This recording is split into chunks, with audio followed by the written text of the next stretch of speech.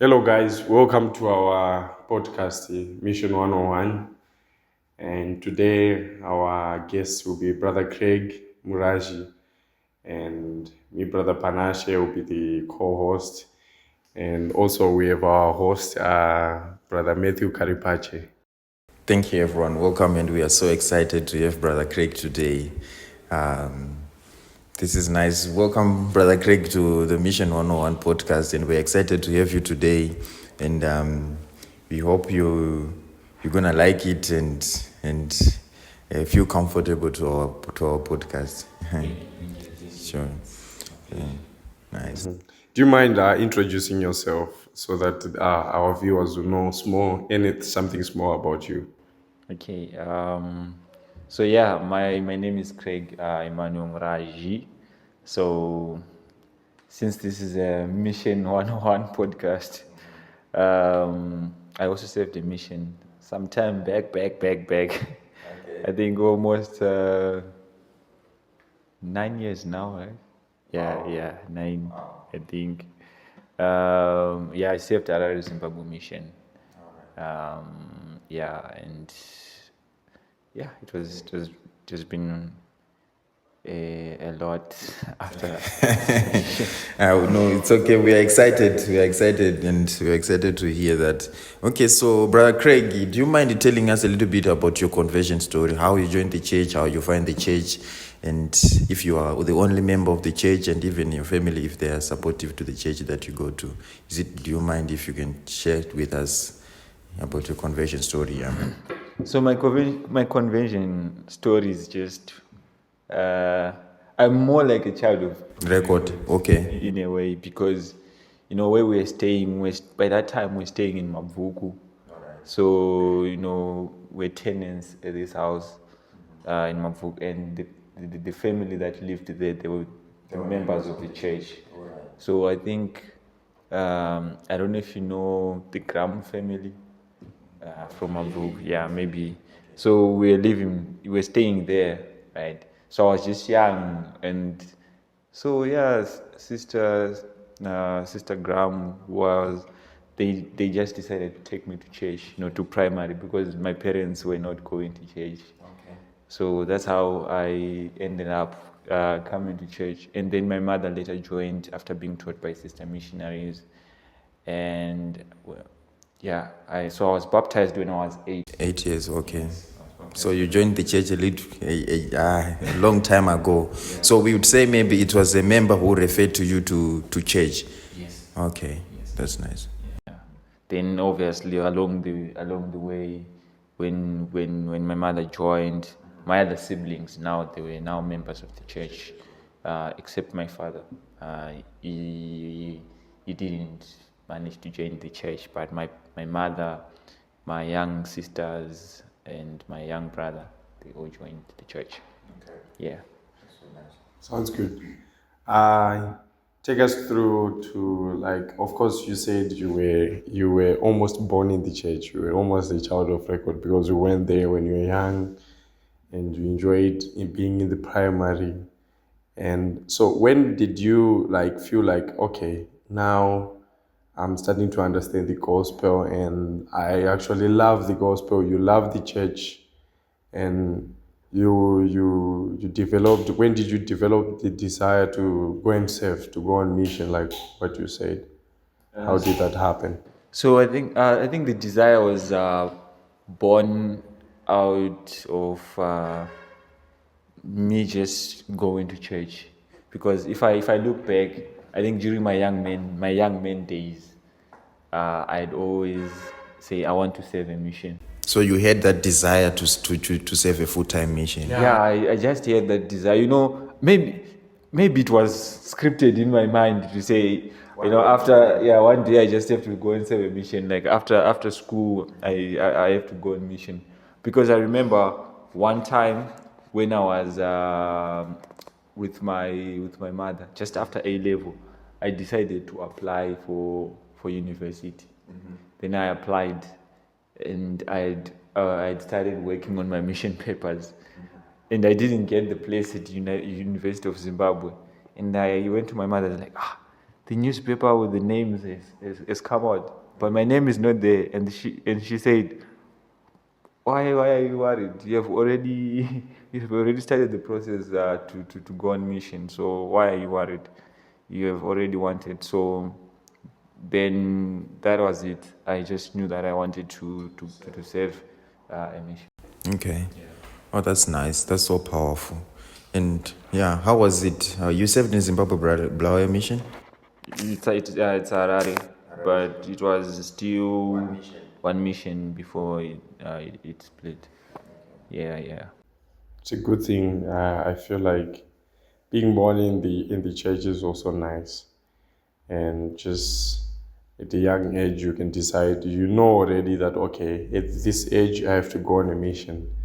And like what happened to me, that you never expected. You never thought of going away for 2 years away from family and going and serve. But like in a short period of time, you have to make this decision, a decision like that. So that's nice. I like something. I love everything about that. So take us through to like you going on the mission field, what you expected. What did you expect? What were your expectations while we were about to go on mission? And how was it those first days? And take us through your mission experience. How was it? So I think if I can talk of what I was expecting, sometimes you sit with people and you hear someone say, I wish I want to go to such a country, I want to go and serve. Yeah. On my mind, that wasn't there. So I remember when I received my call, this other guy was like, I bet you're going to Ararazim, because I had to go to President Makaza's place. He was the stake president then in the stake, which we are in now. So I had to go there to get my call. And he's like, you go to serve in Ararazim. I was like, it's because, calls are coming out and people are going to Ararazim and stuff. And I remember some other guys, they didn't even want to submit their papers because They thought maybe their calls will go to Ararazim. And they didn't want to serve in Ararazim. So the guys that later sent in calls, they went to South Africa. Most of the guys, Durban. In Cape Town. Yeah, that's where they went. So I just was like, I know. But the first days, so like right now, you guys, you know me, because I talk. Yeah. But during those days, I was this quiet person. Mission, my experience, I had to adjust a lot. From this guy who doesn't really talk much, and now I have to talk because you need to talk to people. If you don't talk to people, so the first days were really difficult for me. To adjust or maybe to adapt as well. Yeah, to adapt. Now we have to go tracting. So I had that fear in my head. So I have to go and knock someone's door and then introduce them the Book of Mormon. People already have this notion about the church. What am I going to say? But I had to do it. So that experience, that's how it was. One time my trainer had to tell me, you need to talk. We had to have a quarrel in terms of that, to say we need to talk, because I wasn't that forthcoming when it comes to tracting and approaching people. But that experience, it taught me I still have those regrets to say, I wish I'd opened my mouth more and talk to people and share the gospel with them. Because what's the worst thing that could happen? A no is the worst thing. So we already know if someone might say, no, I'm not interested, then you just move on.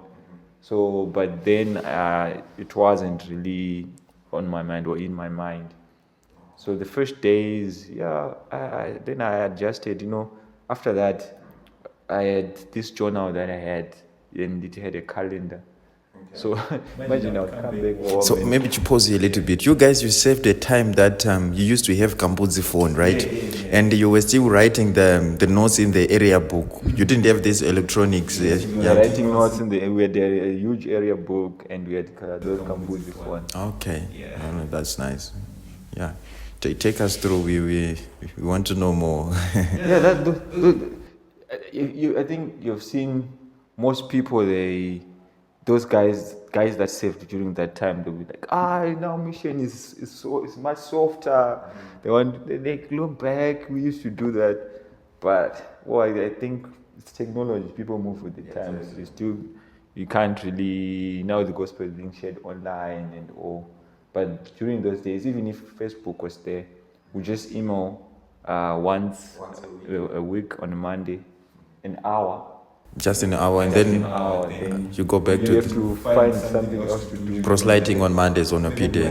Okay. Like would proselyte, you would proselyte after 6. So 6 p.m. yeah, 6 p.m. on Monday. That's when you start proselyting. So we have a Kambodzi, but you wouldn't have to call home. You email, you write letters also. Call home twice. Yeah, Mother's maybe on Day, Christmas or maybe Boxing Day. Yeah, those were the times that you'd call. No Facebook, no Gmail. So yeah, those were the times. Okay, just a quick question. Yeah. So, how was life back then? I'm trying to imagine when the revelation now, when I saved at the time we saved, we had these phones, you can have your own phone, smartphone. Every Monday you can call home with the family members, right?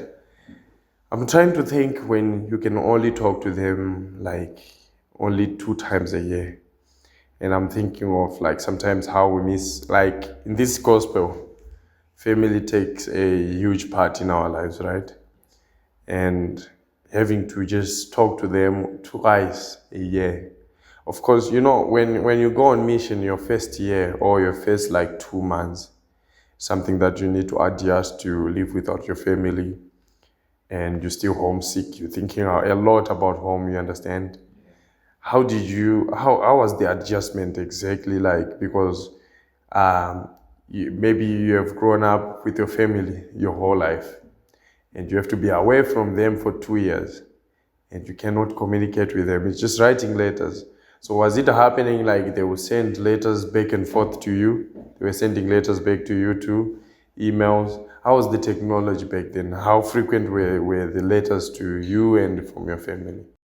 So the letters, I don't know if they were that frequent, but I remember I had letters that came on my, because I turned 21 when I was on mission, right? So on my 21st, I had a box full of letters from back home. My sister did, from my family, they initiated something like home. So my sister made this book of letters and that were written with people from home. It was exciting. I was excited. So because with technology, not everyone could access Gmail, right? So because not everyone could access Gmail, would rarely get letters. If you had a companion maybe that was coming from far, like in the States or something like that, those ones they would email, because maybe there'll be long emails, a couple of them. But maybe you go there's just a sentence and all. And yeah, so you have to adjust. And one thing, so one of my friends, unfortunately, when I left home, like he gave someone that was very close to me, like a Gmail account. And in trying to be obedient, I didn't open that Gmail account. Yeah, so the person was emailing to my Gmail account, and I was not responding there to my Gmail account until my friend had to like, dude, what are you doing? You're not. I'm like, no, isn't this? Just give them my missionary account, my LDS account, so that they can email. So that adjustment now, they couldn't like write letters and all. So I had to really adjust to say, all right, this is happening. I need to be, you'd be like, I need to be a consecrated missionary. Do I really need to open? So, okay, the way that I discovered is I later on opened, and then I saw like there were emails and yeah, and people couldn't get hold of me because when I left, I thought I was like, oh no, just do emails, you know. So I gave out my Gmail account which I had opened and said like, little did I know that when I arrive at the MTC, that's when you'd open new accounts. So now you're being told no Gmail, and I was like, what if I open Gmail and they know that I've opened Gmail? So yeah, that adjustment now, it was something that I had to live with. Okay, that's so powerful. Thank you so much for sharing that. I think I'm just thinking right now, with these days, like our time we saved on our time, we used to have this, we had these electronics, these mobile devices. And you guys used to share one phone, and you are telling us that you would also contact home maybe once a month, or maybe twice a year, maybe on Christmas or maybe on holidays. So I think it helped you to be a super obedient missionary, right? Because if I want to compare right now, these days we have got Facebook, and also Facebook is being used as well as another way of contacting people as well to introduce the gospel. So it was more powerful for you guys that you would even be a consecrated missionary because you don't have anything that can distract you in terms of Facebook. Because I know Facebook, it can distract somehow. Maybe you are hanging up on Facebook, you're watching those reels, and somehow, Facebook, anything can pop up which is not inappropriate, Yeah. So I think you guys, it was a privilege that you had to save that time without these technology things, and even you could still be effective in your teachings and find people. Yeah, I think it was that time where you have to, I don't like sort of like force the consecration. Yeah, because you have, unless you want to be, we used to call it Jing, to be that missionary who's not consecrated, and you have a personal phone, a smartphone that would hide from your companion. But the only thing that we had, maybe the problem was when you go to the emailing center or to the internet cafe, and you go there, and that's when people sometimes would access Facebook. But the mission was not allowing people to access Facebook or access maybe YouTube, because you would go there are no emails. You have only the email from mission president. You email them how the area was, you give them feedback and all. Then that's it. So your 1 hour now, in 5 minutes or 10, you're already done emailing. So you end up just sitting there waiting for maybe your companion to do. But yeah, it helped us. It really did. Yeah, because I would think if we had all the resources then, it would take much for you not to be tempted to talk to people back home via WhatsApp or text message or Messenger, because okay, I can talk to them at any time I have access to them. Allow me to call it a vintage mission. Yeah. Like it's actually vintage. Yeah, it's very nice. Yeah. Like what was the year? What was the year you said? 2014. 2014. So 2014 to 2016. Yes. Yeah. Oh, sounds good. And I believe that like even us when we had technology our time, but also it shaped us like technology use, how like other people they can become addicted to their phones, And it's something that is so nice that mission teaches you to be okay without your phone, to not spend time on your phone, but to interact with people that are around you. It's so nice. So another quick question. So your mission, it went well, and how was the family getting it? Were they members by the time you served, or they were not members yet? So the family, my immediate family, like my mother, she was already a member, and my younger siblings, because I'm the firstborn at home, so they were already members of the church. So for them it was okay, but extended family, they were the ones that are not understanding. Yeah, because I remember when I served in Bulawayo, I had family in Bulawayo. Yeah, I had family. I actually had my uncle, like my mother's brother, and my father, like my father's older brother, like my father, also there. My siblings, they were there, and like a whole family was in Bulawayo, but I couldn't go, so they couldn't understand why. When they were told that Craig is back, he's in Zimbabwe serving mission, and so when we had like weddings in the family, and even my father's memorial, it was done when I was on mission. So I couldn't attend my father's own memorial or attend other family functions. They couldn't understand to say, why can't he just come for a wedding and go back? Why can't he just come for a memorial and go back? So, but then my mother had to just explain. She had no worries. She was like, "No, what? My son is doing this for the Lord." And he had to sacrifice his time for those 2 years. He's not going to come back any time after his. Like, so is he going to be paid? And like, no. So what is he doing? He's wasting his time, like 2 years. I would like to believe those were their thoughts. But in my mind, I was just like, you know what? Let me do this, and see through with it, and then we'll see life after mission. I think it was so nice that your mom, she was so supportive. For her, it was way better to understand because she was a member. But for that extended family now, it was pretty hard for them to understand that he's no longer come back anytime soon. After he has to finish his mission first and then come back.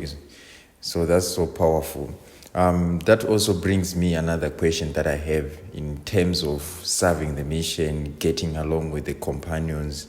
And I think from what you have shared so far with us, it tells us a little bit what kind of a missionary you were. And if I would rate you in a scale of 1 to 10, I would say maybe you were 9. You were super obedient. Yeah, because you were someone that, if you were disobedient, I think you could have opened your Gmail and respond to emails like every time, anytime you want, literally. But you were someone who knew your purpose. Like, I know my purpose, that I'm here to serve the Lord. I'm here to invite others to come unto Christ. So I have to stick to the mission rules and obey the commandments. And if I would open my emails, it's only on P-days or even on Mondays. So how was it in terms of getting along with the companions, people that you're serving, and how you get to love them? I think it was okay. I had to learn to live with them, as you said, like adjusting, and when you're living with your companions. I'm not sure about them, but I think I was cool with them. Maybe they have their own version of me that they didn't like, but I think I was cool with all of them. There was even one time when this other companion that I had, I remember a mission president having an interview. He's like, "Elder Muraj, are you okay?" Like, maybe other guys were complaining about him or they didn't. I was like, "Yeah, I'm fine." Like, seriously, you're okay? I'm like, "President, I'm okay. Like, things are okay. We are getting along well." It's obviously, there are things whereby sometimes those little things, like maybe someone comes into an area. There are this family that seems like they're progressing, but they're jokers, and he sees like, those ones, they are not really Progressing very well. But when you have been teaching them, and you like, they are receptive.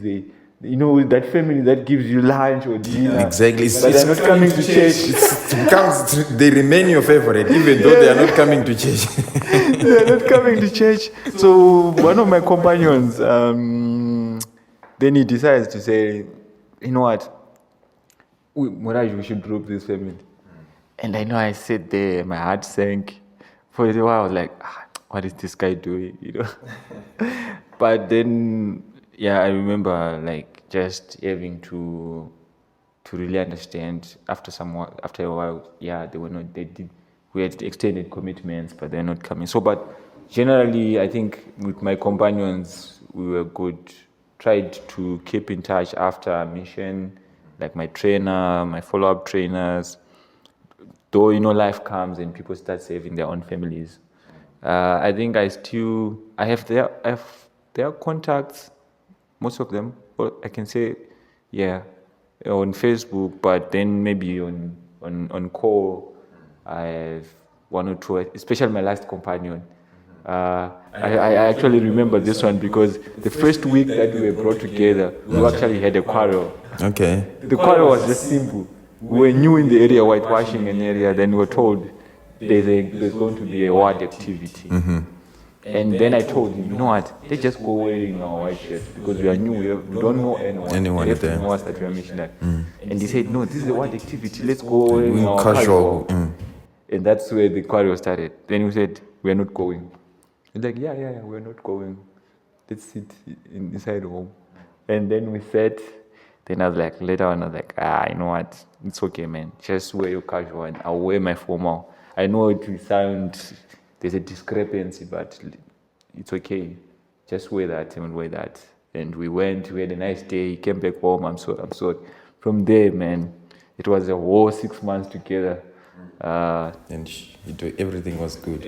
I think it's normal for on mission actually to say that even you, Brother Chwai, I think you also have experienced this as well, your time on mission, that you're not going to like all of the companions that you're going to be given. I think maybe one or two companions, you would see that maybe you would face one or two challenges with them. But those challenges now, if they continue, they create loopholes now. Yeah, they do. Because, they would contact each other, they would contact other people like, this companion that I'm having is not good. And then if I tell you, you're also going to tell Brajwa, you're also going to tell another person, and then the whole mission would know like, the Karipachi is not a good missionary, So it creates some loopholes. But as you sit down and counsel together and fix things together with your companion and trust one another, as Lord has trusted you to go 2 by 2, I think you can be able to be effective missionaries, and you can be able to work together in such a nice way that the area can be so progressive. Yeah.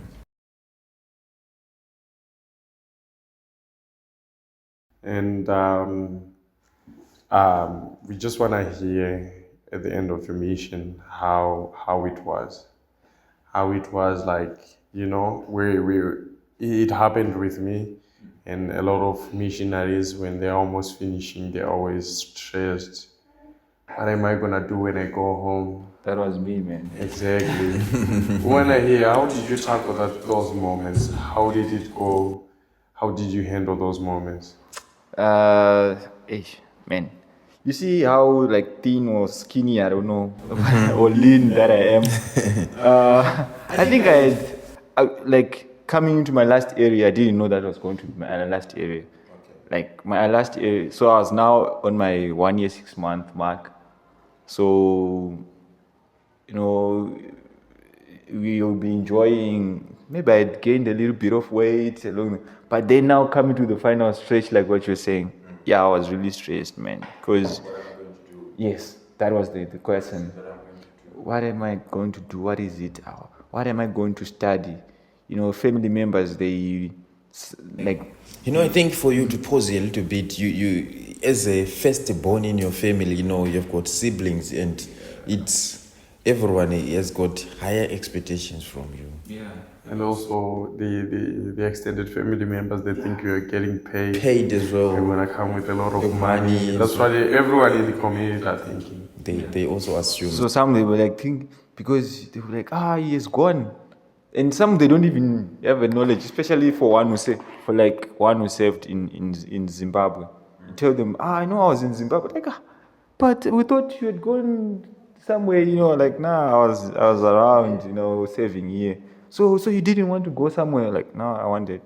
But at the end of the day, you sit and you be like, you start thinking now, brainstorming. I remember emailing this guy whom I was a best man on his wedding, now asking what do I do? He was he was back home after his mission. He had gotten married like before I came on mission. So now we're speaking. Like, no, I'm doing electrical engineering. I think he was at Masasa Industrial Training College. Yeah, doing with Perpetual Education Fund, I think. So he's like, now you can do electrical. So now I'm thinking because I'm reading my Patricia Blessing, and then I'm thinking like, what is it saying in terms of employment, or what do I need to do? So that I align with the Lord's will. You know, it's so funny about Patrick. It also brings. I had the same thing, the same mindset, like the same that you're talking about. You know, I used to read my Patriarchal Blessing once a month when I was on my mission. You know, it's so funny how it started in a Patriarchal Blessing that if you live accordingly to the gospel principles, that's how you can be able to achieve or to receive those blessings. It doesn't state directly that Brother Craig or Brother Karibaje, if you are going to do this after mission, are going to do this. But there is those guided things that they mention there, that if you live accordingly to the gospel principles, you'll be able to be blessed, you'll be high educated, good husband, and so forth. So it also brings back that, you all need to keep those commandments so that we can receive those blessings. Yeah, that's true. So, like what he was, Brother Panache is saying, to say you was stressed, right? Yeah. So I had those moments. The moment I realized that something was, with my companion, we are cool, we are happy. The moment that I realized, I think this thing is really taking a toll on me, is when this sister who used to come and clean our apartment, it's like, my son, she took me aside. Like, my son, what's wrong? Like, now we're at church. Like, why? What's it like? You're losing weight. Like, huh? It's like, yeah, you're losing weight. Then I realized, I think I'm really overthinking about this, because now I understand you are a chef, right? I wanted to do culinary, so there was culinary, there was electrical engineering. I had 2 options. Then there was networking, 3, right? So these things were on the PF list, because I knew where I'm going. To say my mom is not really working, she can't afford university fees. And with the pride that I have, I didn't want to ask any family member to help me, to say, I need fees. And I was like, who am I going to approach? So now my option is PF. Either electrical engineering, I need to do something with my hands. Culinary, I can cook, those are hands. Then networking, still my hands, computers, those days networking, CCNA people doing these local area networks and whatnot. I was like, So those were my thoughts. I was just all over the place. I didn't know. So that, I was really stressed. Okay. So you have never thought of doing BYU? Then, nope. I had never thought of doing BYU. My thoughts were just directed to those 3 things, and social work, because I did art subject at A level. But social work, my mother, that was the first thing. Like, no. If people are not getting paid, and family members like, you at least do law, And I was like, I know I'm not good at talking, so this talking that you see here, it's not because of mission. I cannot do law. No. That one was no. But those are my thoughts. So how did you maintain the balance on, you were also thinking about home, but physically you're on mission, and your mind was off home, thinking, what am I gonna do? How did you maintain the balance? Because of course you are still expected to finish strong. You wanted to finish strong, continue to do your duties as a missionary. How did you maintain the balance? Did you overcome the thoughts that you had, like the stress, the thing, like when you're thinking too much? How did you overcome it, and how did it happen when you get home? What were your expectations when you finished mission, and how did it go? So how I overcame when I was on mission is, with my company, the one that I had. That's why I'm saying that sort of like best companionship that I had, because we didn't even mind in terms of would wake up exactly at 6:30, right? Would wake up exactly at 6:30, but would sleep, would break sleeping rules, would even sleep at 12 midnight. Not because we're doing anything, studying the scriptures, man. Imagine, would have like stories after closing our day and everything, teachings of the presidents, all the stuff we're just reading. That was us.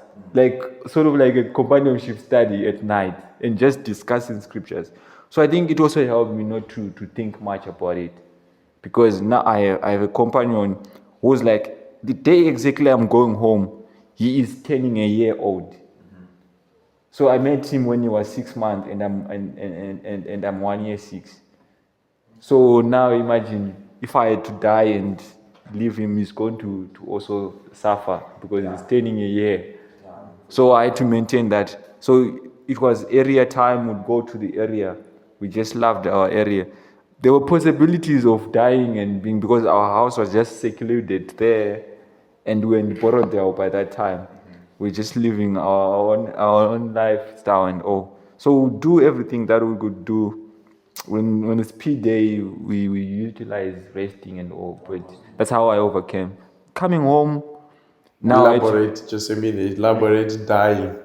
dying. Yeah, to our viewers, they might not know what it means dying. Oh yeah, because you know what, you don't want to just say dying because we're like They would think maybe you're suicidal now. no, not suicide. Yeah, so dying in this case is like stopping doing missionary work or working actually. Don't want to work anymore. Normal, like maybe schedule. Just slowing down in everything. Yeah, you slow down, you stop going to the area on time, maybe you don't go to the area and you no longer study, you're saying you're tired. That's dying. It was sort of like mission language. I'm sorry for that. All right, that's okay. So Yeah. maybe just a quick question. I just love how you said, you were able to balance your thing in terms of you are thinking about, for you are someone who's about to finish his mission, right? You have those minds like, what am I going to do on mission? But you kept on maintaining the same momentum that you had. You kept reminding yourself that, I'm still a missionary, even though I'm about to go home, I still need to do the Lord's work, right? I think from my experience, they always say that the blessings comes that time when you feel like you are tired. That's when you can be able to receive the blessings. I think even all of us as a returned missionary, we experience that, the body, you are working hard, man. 24 months, it's not a job, it's a long time. And repeating one thing every day, it becomes so boring and you'll be tired, even the brain. I get to a point that even if I get into a lesson, maybe 1 or 2 lessons, You're sleeping. bro, I think it's normal. But if you remind yourself that I'm still a missionary, I need to do this, I need to serve and finish strong so that I can be able to receive those blessings.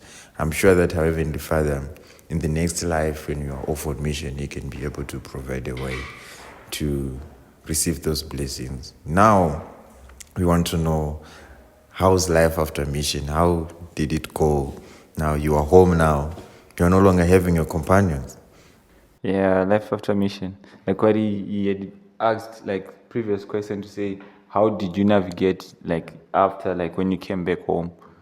So life after mission, well, it was weird. Obviously, everyone says it's weird now having to go out on your own and all. But now it's like I'm this kid, I'm this young man who's returned home, and they're having to start to think, okay, I need to get a job, but I don't know anyone, So Maybe everything looks so everything different. is different now. I need to Quite look different now. Yeah, I need to your siblings. They now look older, and you were not there in their life for that period of 2 years, and stories are different now because there wasn't this technology to say there's constant communication, like what he was saying. So there's that gap now. your friends that were there, the ones that I had in high school, now they've gone to other things, and we can't really. We are trying to click again. Yeah, we did click. We still talk now because we tried to reconnect. We reconnected, and yeah, we reconnected. But now people are doing different things. So life after mission, I had to adjust. But many decisions have been made over the course of these years. I'm not sure if some of them were good or they were bad, because you make decisions. I remember like coming back home and saying I need to go to school, right? Then you were straight. You get an endorsement from Bishop. I went straight, did PEF. And then I went into networking, not knowing that I needed a powerful machine, a laptop. And just going there, it was fun and all. But then the research wasn't done properly, I think, because at the end of the day, we're supposed to write certification exams. But the money from PF was not covering the exams. Like what I said, I don't know, this pride it needs to be dropped, because I couldn't ask for anyone for money to say, or even approach the PF guys and really put my case across. So I did the course, didn't certify. So I couldn't say I'm a network engineer, because I don't even have anything to prove that I did networking and net security. So I left that, and during that course, I lost my laptop. It was stolen, and so now I couldn't practice, things. I still had desires to say maybe one day it will come out. The following year, after I came back, my uncle called me to say, come and work in Bulawayo. That's how I moved to Bulawayo. At first, I didn't want to go because, the language. But I had saved there. I knew that there was family also. So then I was like, Bulawayo, I'm just back from home. I need to be home with family. You know that thing, you're just coming back, and now you're already being told you are moving away. And my mother's like, you know what, we can't really afford for you. I don't have money for you to go to college. At least go and work. This is an opportunity. My uncle was presenting to say, you work and you save money, and you stay at my place with my family. Then you go to take yourself to school. So that's the opportunity that God opened for me. That's how I managed to live in Bulawayo for a long time. So then I stayed in Bulawayo for about 4 or 5 years, I think. Okay. Yeah. So which means you can speak Ndebele fluently, yeah? It's not that fluent, because at home would speak Shona. Okay. So you could speak Ndebele maybe in the street, most probably, yeah. But I wasn't mostly in the street because I was working, remember. I went with work, so I would spend the whole day at work, whereby the environment also had Shona people as well around. Yeah. So when God went to work, come back at night. In Sunday's church, obviously there's Ndebele, but once they know that you are from Harare, English, a church with English. Yeah, exactly. Then we'll speak in English. Others will speak Shona, will start speaking Shona. But I'm sure you can understand a little bit. Yeah, I can understand. So that's how I moved to Bulawayo. I'd done art subject. NAST is a science school. School, exactly, I know. So I tried going to Trust Academy to do computers. I didn't finish because now Nasty had accepted me, so I left that course. And then you went to Nasty. Went to Nasty, got a degree that I never thought I would do, journalism and media. Never crossed my mind. But now I'm a journalist. I've never practiced journalism, but I've practiced communication and public relations. So for a bit of photography and here and there, and video directing. But yeah, that has been my life. Then now, things, it's ups and now, a lot of ups and downs. Yeah. Yeah, I love the experience, and just thinking of your experience on mission, how you sacrifice. We know it's a sacrifice. Like how other family members and other people think you're being paid, but it is a sacrifice. And we know that what we do on mission also blesses us as a family, as individuals. How did you see this sacrifice that you did? You sacrificed this time to serve the Lord. You served with all your heart. And as you know that it blesses families, how did you see your mission experience blessing your family and blessing you after mission? Which are the blessings that you have received, that you have attained so far, that you can relate, you can tell? That's a good question, because sometimes we don't look back and check and reflect on those blessings. I feel like coming on mission, it strengthened my family in the gospel. Like, they continued to go to church. Though my siblings, they were more like child of record, because they were very, very young when we started going to church. So, but they continued coming to church. And when I came back home, I felt for those 2 years, things were better for them. My mom, maybe things were hard, so she didn't want to complain, because I'm on mission, so that I do not know what's happening back home. But I feel during those days, even if they had challenges, they were managed to be solved. That's one thing that I remember to say, our righteousness sometimes does bless those that we live with. Yes, it does. You might not see the blessings in our own lives, because I might look back and just see that things were tough. I can just tell you that things were tough. They haven't gone the way that I thought they were going. Maybe it's due to my own decisions or my own pride, but for when I look at my family members, I think over the course of the years, God has just been faithful in terms of what He has done. Even though we couldn't maybe afford some things, but we managed to afford an education. It might be through sponsorship, through scholarships from my siblings and all.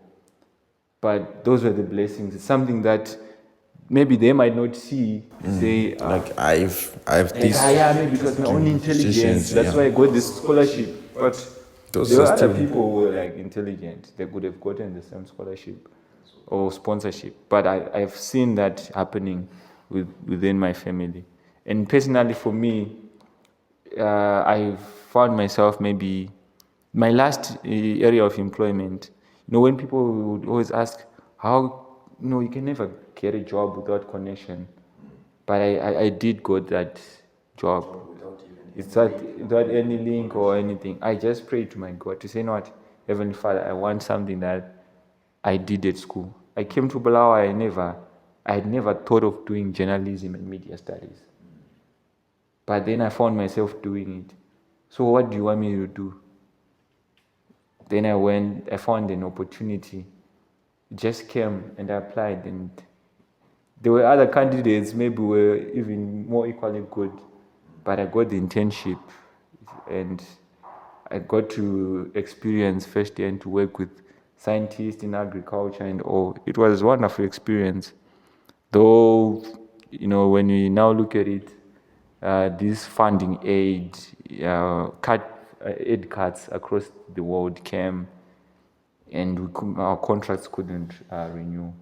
But Still, I look at that and be like, you know what? It's a Those blessing. were blessings that it came.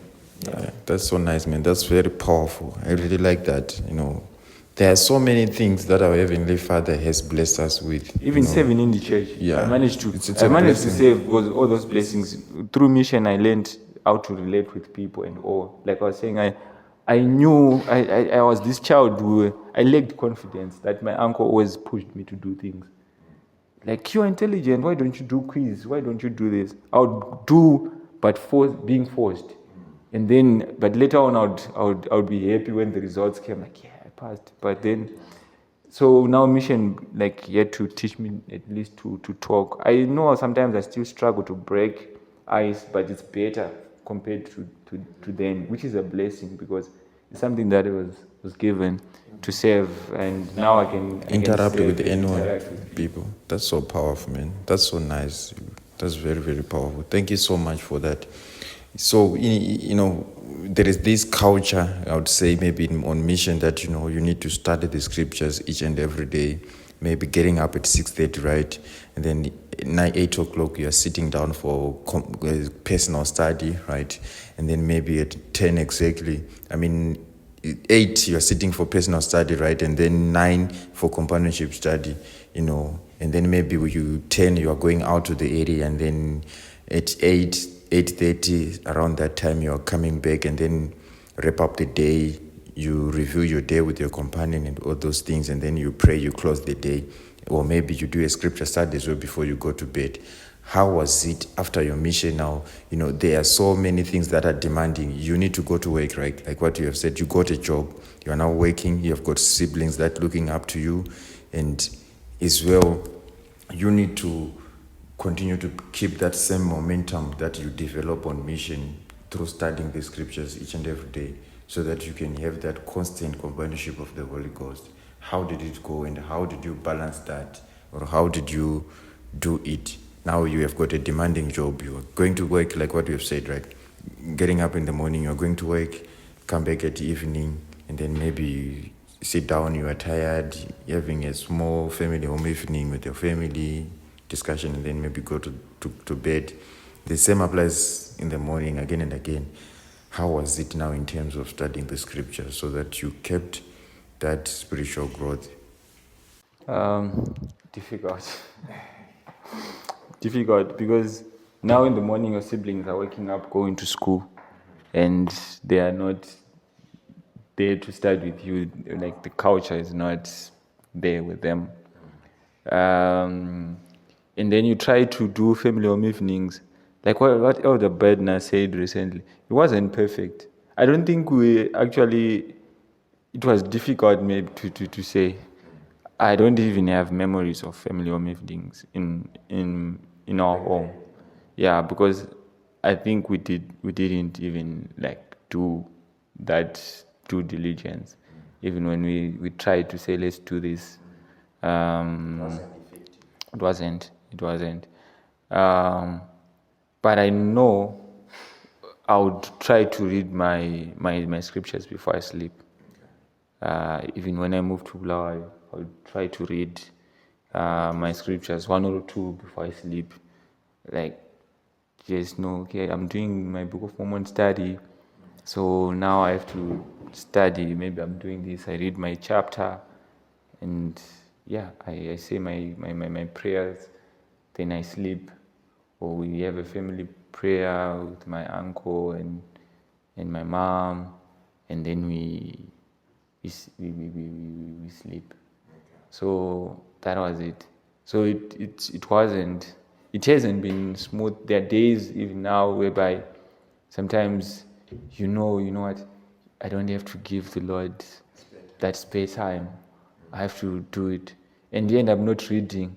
Just watch a podcast and you watch a Come Follow Me podcast, but it's not the same as reading actually, because you try and you go back and you do all those means that needs to persuade. You even put your scriptures in front of the television so that when you switch it off before you sleep, you see your scriptures and you read. But sometimes it becomes a norm to say that the scripture just becomes another book there sitting.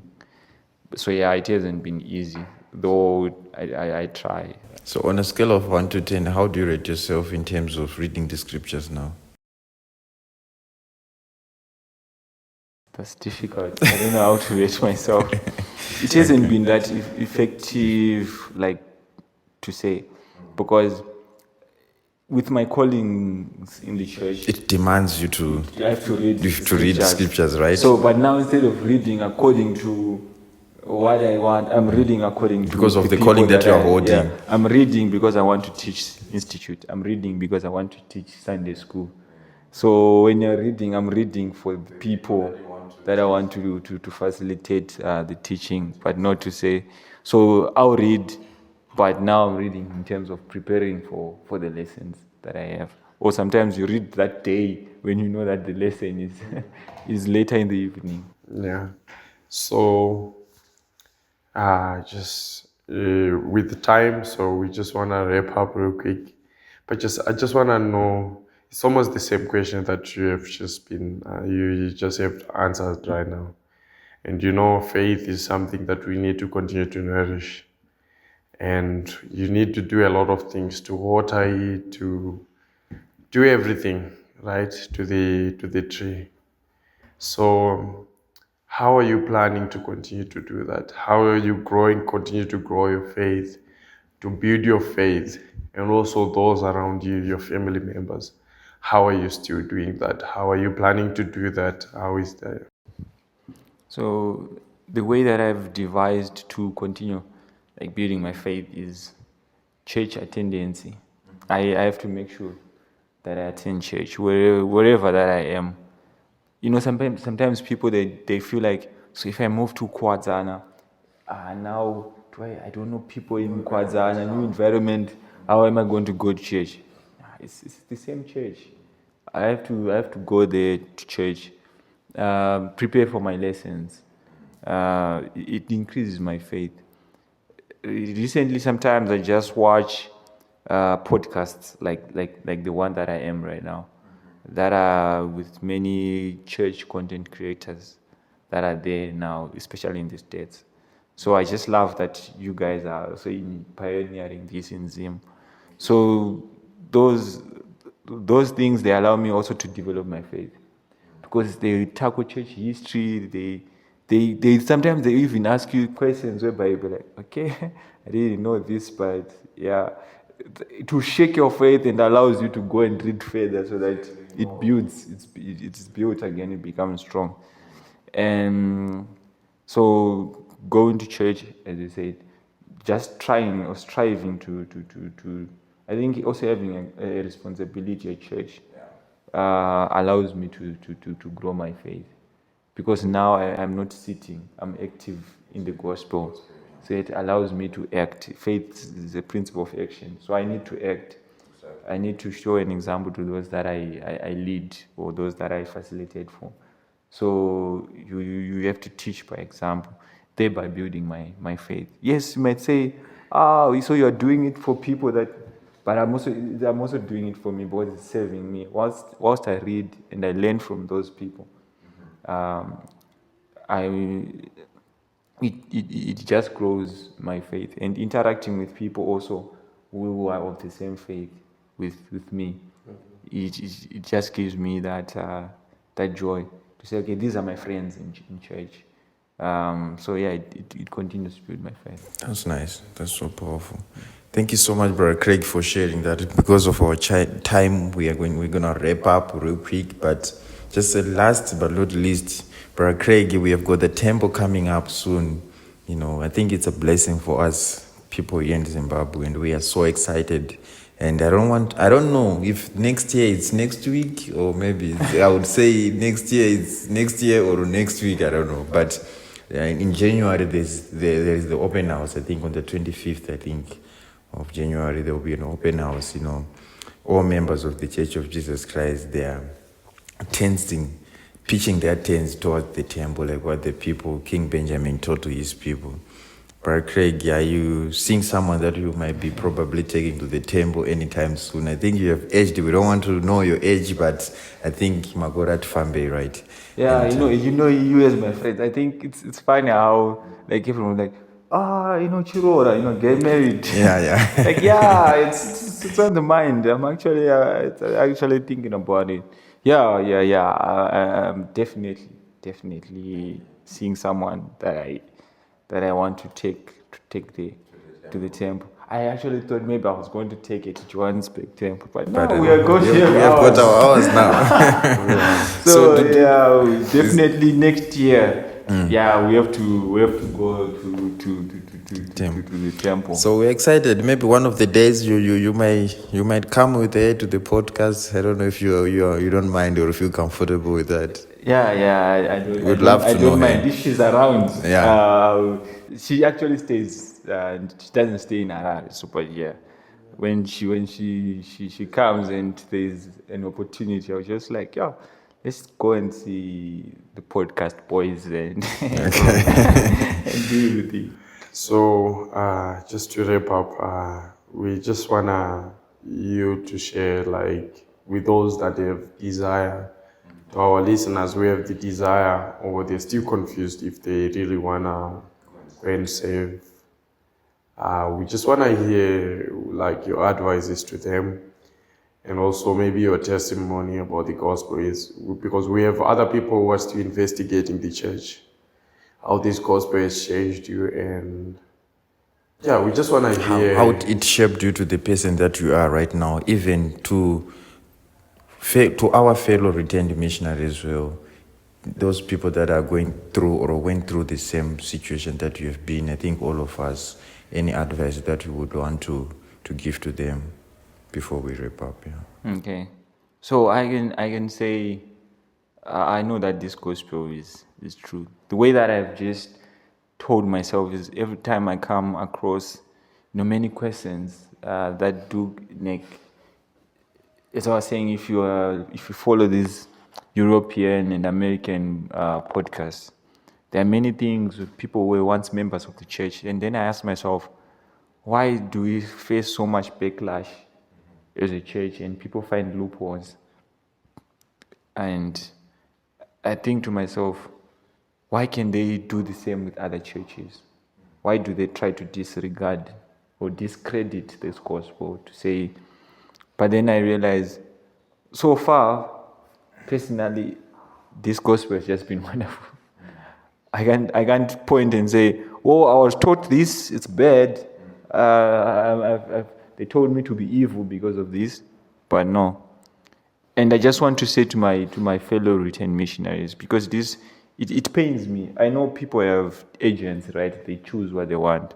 But it pains me when I see people going out and leaving what they used to teach. Like putting it aside. I don't know if they have ever thought of, when I was coming here, I thought, do they even think of the people that they testified to? When Brother Karipache and Brother Chua, you were out there, and you're telling other people of other nationalities and cultures come from Zimbabwe and saying this gospel is true. God lives, He loves you. And you were declaring to say, I felt it. Do they look back and say, did I really felt that, or I was lying to them? Because imagine if you're to meet those people and now you're telling them.